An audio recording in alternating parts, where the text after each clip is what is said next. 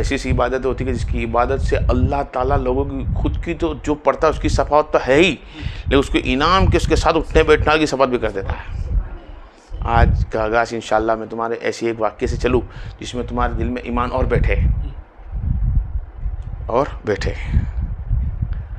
کہ ایک بندہ درود و سلام میرے سرکار پہ بھیجتا ہے۔ حج مبارک کا مہینہ ہے، حج کا وقت ہے، کعبے کا طواف کر رہا ہے، چالو ہے، صرف درود سلام، طواف کرے درود سلام، صفے مروہ پہ گئے تو درود سلام، جو بھی حج کے اکرام تھے اس سب پہ درود و سلام۔ تو جن کے ساتھ میں ایک بندہ پھر وہ بولے بھائی یہ بندے کو صرف درود و سلام ہی پڑھتا ہے؟ تو پوچھا بھائی جی، بولا آپ میں نے سنا آپ میرے کو کہیں پھر ملے ہیں، میں نے ہمیشہ آپ کو درود و سلام ہی دیکھا، کیا آپ کو کوئی آیت نہیں آتی ہے یا کوئی دعائیں نہیں آتی ہے؟ تو میں نے کہا جی جناب مجھے آتی ہے سب، میں ایک حافظ قرآن ہوں اور میں عالم ہوں، میں جانتا ہوں دعائیں، تو پھر آپ درود السلام کیوں پڑھتے رہتے ہو؟ اس کے علاوہ دعا بھی تو ہے نہ۔ فرمایا درود السلام کی شان اللہ نے کیا خوب رکھی ہے، درود السلام کا شان کو کیا بلند کر رہا ہے میرے اپنے، کیونکہ وہ ذکر میرا رب خود کرتا ہے، وہ فرشتے خود کرتے ہیں۔ بہرحال وہ بندے کو پوچھا، بندے نے فرمایا کہ جب میں رستے سے مکہ کے لیے نکلا، حج اور عمرے کے لیے نیت سے نکلا، تو سفر کے دوران میرے والد میرے ساتھ میں تھے، گھر سے نکلے تو سفر میں دوران میرے والد کا انتقال ہو گیا،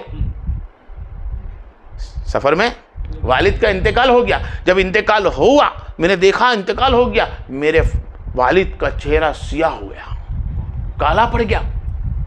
حج کے لیے نیت سے نکلے ہیں، اللہ کے گھر کی نیت سے نکلے ہیں، نبی پر بارگاہ میں جانے کے لیے نکلے ہیں، صفے مروہ پہ عبادت کے لیے نکلے ہیں، لیکن رستے میں جاتے ہی ان کا منہ دیہانت ہونے دنیا سے رخصت ہوتے منہ کالا ہو گیا۔ اب وہ بندہ بولے میں تو اچھا عالم علماء قاری مفتی عالم تھا، وہ حافظ تھا، سب دعا جانتا تھا بندہ، اور میرے باپ کا کالا منہ ہو گیا، اب میں کس کو بلاؤں؟ ساتھ والے کچھ آگے پیچھے کھڑے بھی ہیں، اگر ان کو بولوں تو لوگ ہنسیں گے، کیا بات؟ بس اس قبر میت کے پاس بیٹھ کر رونا چالو، اللہ سے التجا چالو، یا اللہ کوئی راستہ بنا دے، بس روتے رہا۔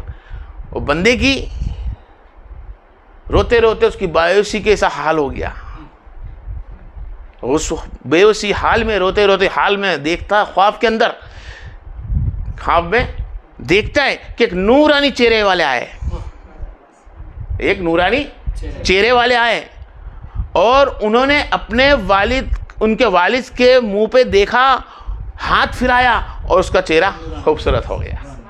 کیا ہو گیا؟ چہرہ خوبصورت ہو گیا۔ اور بندے نے پوچھا خواب کی حالت میں کہ جناب آپ کون ہو جس نے میری بڑی مصیبت کو ٹال دی؟